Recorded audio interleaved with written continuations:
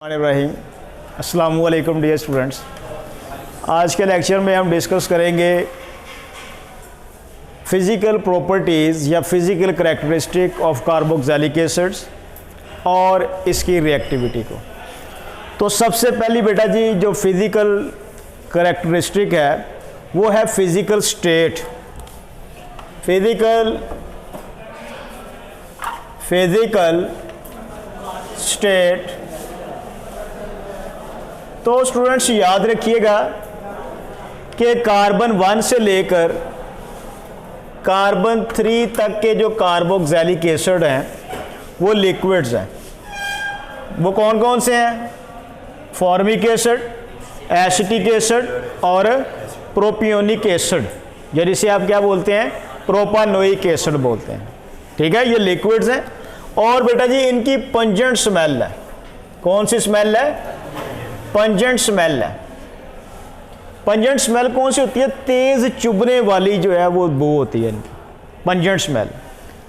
जबकि कार्बन 4 से लेके कार्बन 6 तक के जो कार्बोक्सिलिक एसिड है, butanoic acid, pentanoic acid, हेक्सानोइक acid, ये बेटा जी क्या है? दे आर आल्सो लिक्विड और इनकी अनप्लेजेंट स्मेल होती है, अनप्लेजेंट स्मेल होती है इनकी। जबकि इसके ऊपर कार्बन वाले जो कार्बोक्सिलिक एसिड हैं वो सॉलिड स्टेट में पाए जाते हैं।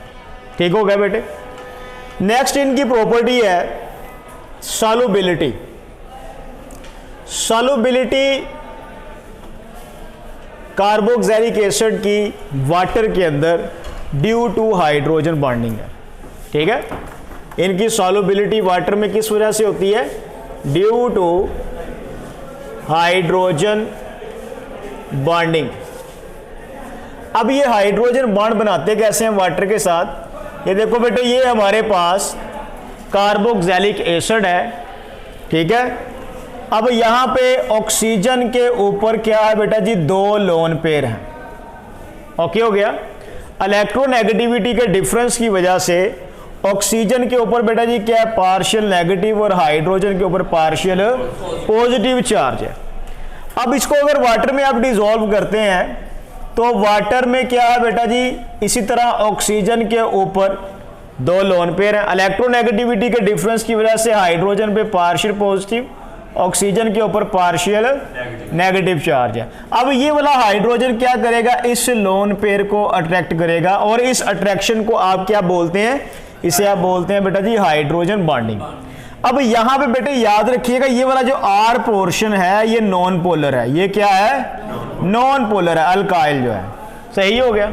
अब याद रखिएगा कि सॉल्युबिलिटी ऑफ कार्बोक्सिलिक एसिड ये बेटा जी डिक्रीज होती है with the increase in molecular mass. Molecular mass increase होने की वजह से सॉल्युबिलिटी डिक्रीज होती है। अब होता क्या है कि मॉलिक्यूलर मैस इंक्रीज होगा तो आर की वैल्यू बढ़ेगी, यानी कि आर क्या है? Alkyl portion. ठीक है ना, लॉन्ग चेन जैसे जैसे बढ़ती जाएगी मॉलिक्यूलर मैस क्या होगा बेटे? बढ़ता जाएगा। अब आर की वैल्यू बढ़ने की वजह से मॉलिक्यूल का कौन सा करैक्टर बढ़ता जा रहा है बेटा जी? नॉन पोलर करैक्टर बढ़ता जा रहा है। तो नॉन पोलैरिटी बढ़ने की वजह से सॉल्युबिलिटी क्या होगी? कम होती जाएगी।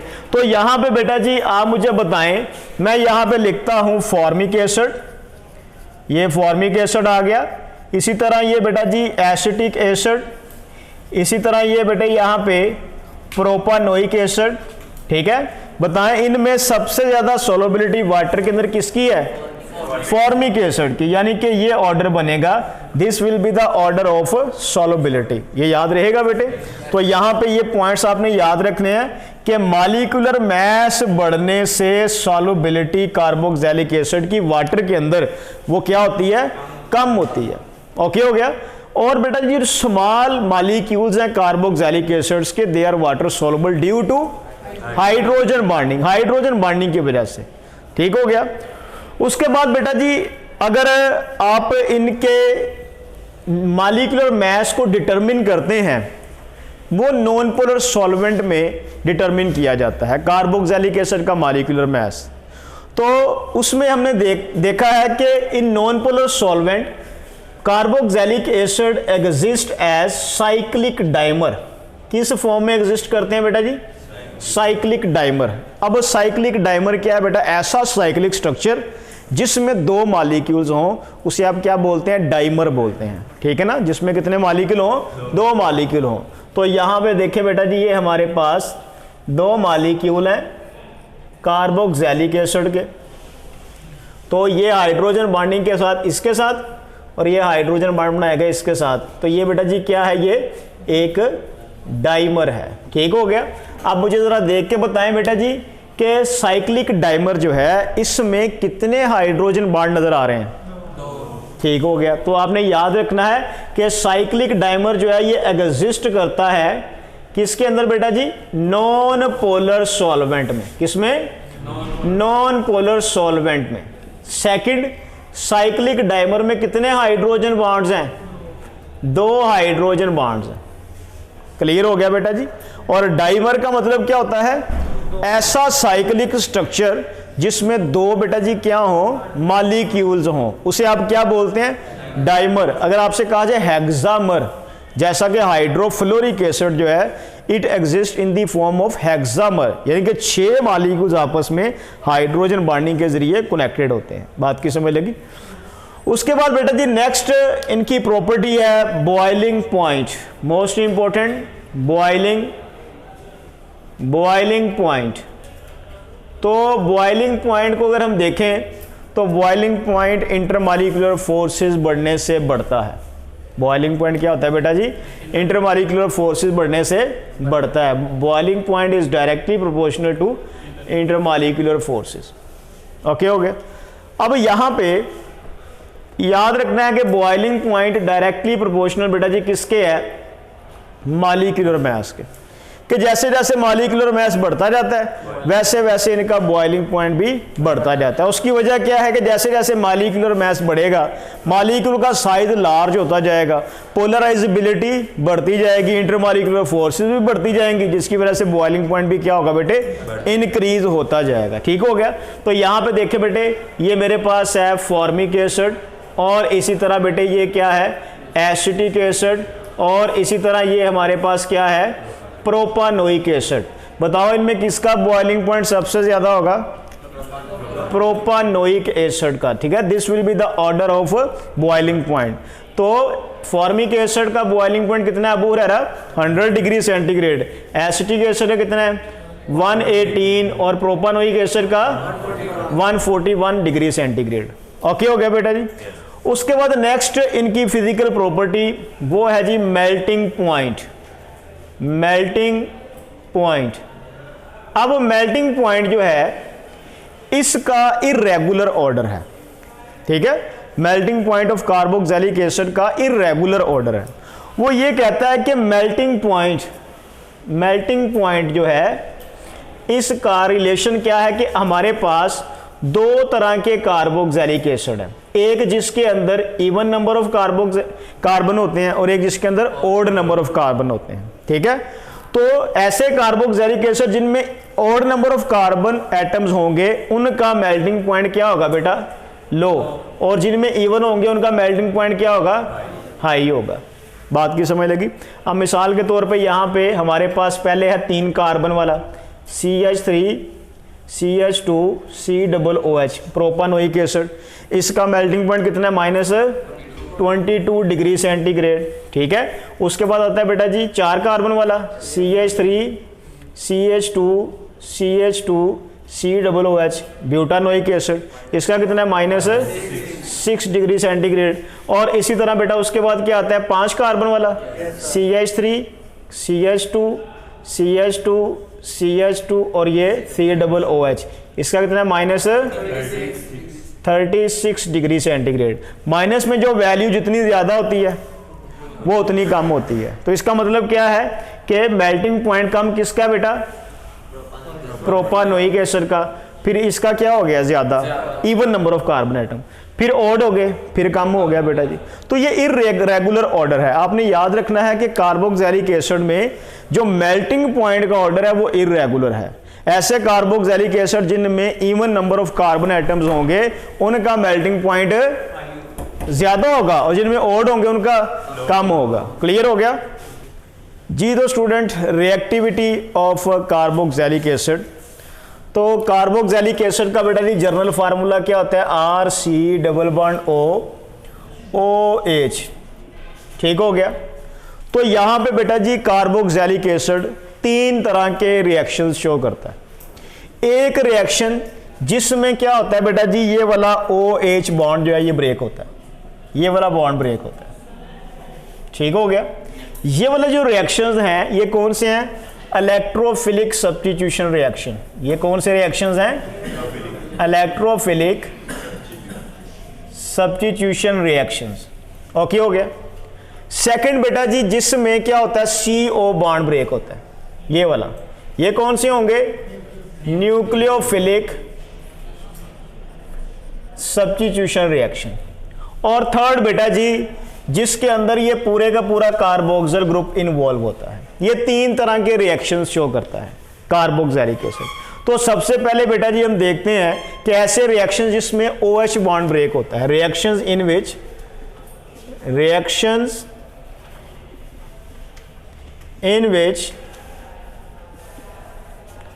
OH bond break. इनमें बेटा साल्ट फॉर्मेशन होती है। अब याद रखिएगा ये रिएक्शन कौन से हैं, इलेक्ट्रोफिलिक सब्स्टिट्यूशन रिएक्शन। ठीक हो गया।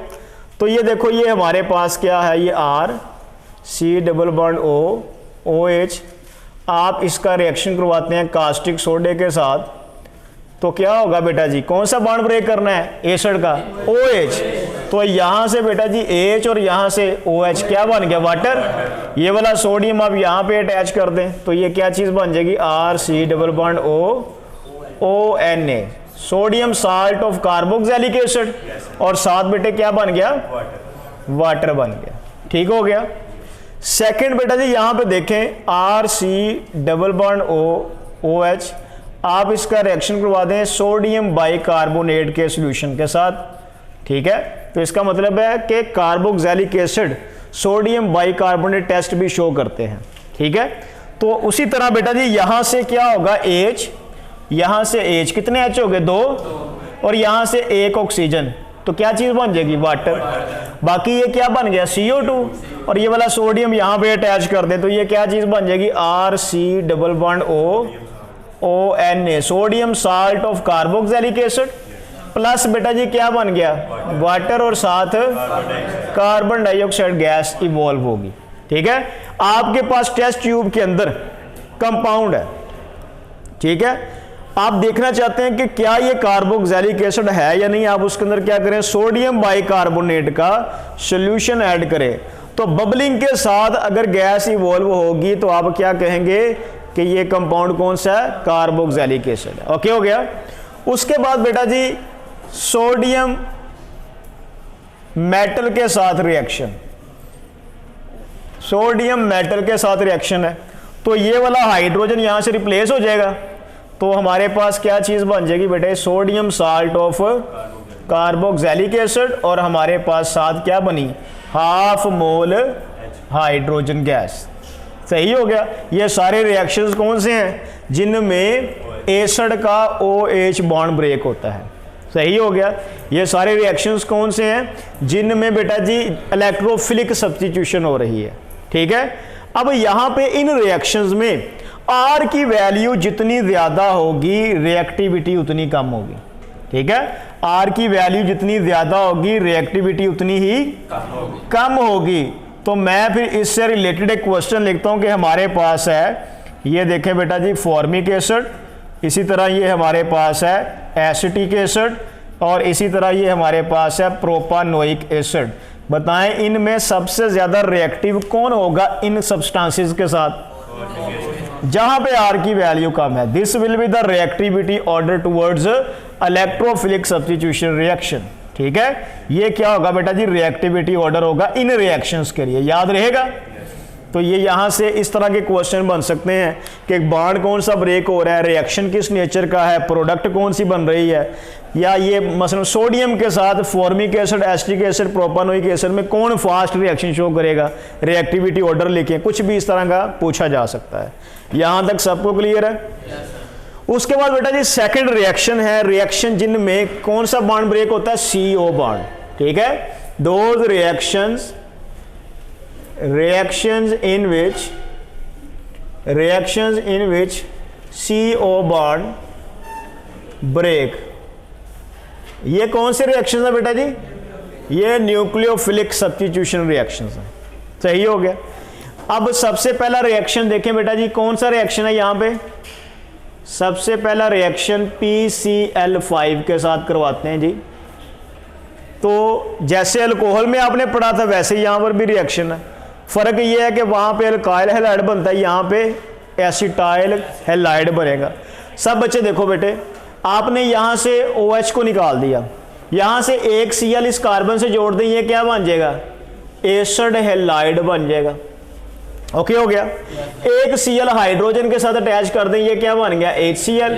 ये वाला ऑक्सीजन फास्फोरस से अटैच कर दें तो ये क्या बन जाएगा, POCl3। ओके हो गया। इसी तरह बेटा जी नेक्स्ट है, ये हमारे पास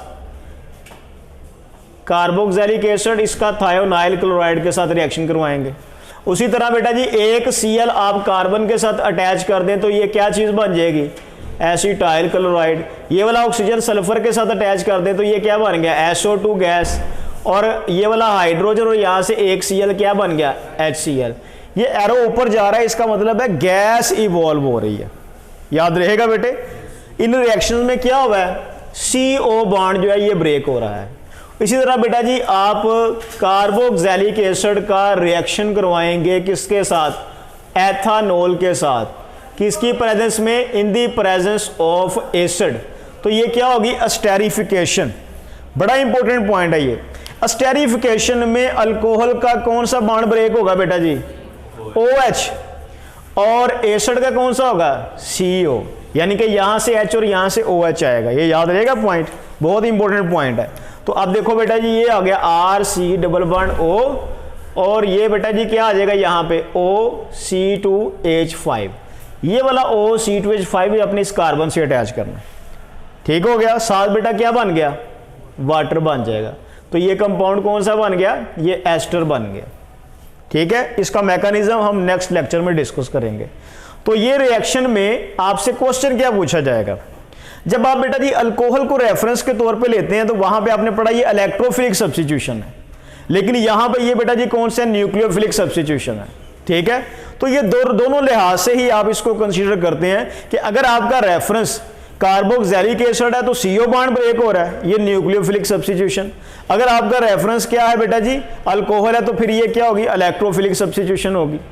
अब यहां से क्वेश्चन क्या पूछा जाएगा कि when carboxylic acid react with alcohol, तो एसिड से कौन सा मालिक पार्ट आएगा और अल्कोहल से कौन सा पार्ट आएगा। एसिड से क्या आएगा, OH, और अल्कोहल से क्या आएगा, H, और वाटर बन जाएगा। बात की समझ लगी। तो यहाँ पे बेटा जी ये पॉइंट आपने याद रखना, ये रिएक्शन कौन सा है, अस्टेरिफिकेशन। इसी तरह बेटा जी हम रिएक्शन करवाते हैं कार्बोक्सिलिक एसिड का किसके साथ, अमोनिया के साथ। अमोनिया के साथ ही है। तो देखो बेटे ये वाला H आप यहाँ पे NH3 में ऐड कर दो, ये एसिड बेस रिएक्शन है, तो हमारे पास बन जाएगा ammonium salt of carboxylic acid. ये बन गया क्या, ammonium salt of carboxylic acid.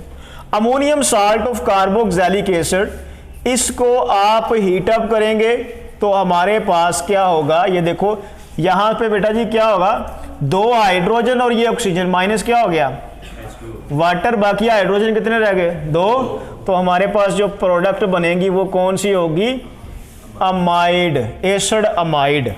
बात की समझ लगी। बताओ बेटा यूरिया का ऑर्गेनिक कंपाउंड की किस क्लास से ताल्लुक है, अमाइड, ठीक है ना, एसिड अमाइड। तो यूरिया के इधर NH2 लगा दे, एसिड अमाइड है वो, सही हो गया। अब इसी तरह बेटा जी नेक्स्ट रिएक्शन बताओ वो रहा कौन सा है, यही रिएक्शंस हैं जिनमें CO बॉन्ड ब्रेक हो रहा है। अच्छा जी, उसके बाद बेटा जी नेक्स्ट रिएक्शंस जिनमें क्या होता है, पूरे का पूरा जो कार्बोक्सिल ग्रुप है वो इन्वॉल्व होता है, उनको हम डिस्कस करते हैं। तो ये बेटा वो रिएक्शन है जिसमें CO बॉन्ड ब्रेक होता है जी। तो स्टूडेंट एक लास्ट रिएक्शन है इसका, एसिड एनहाइड्राइड।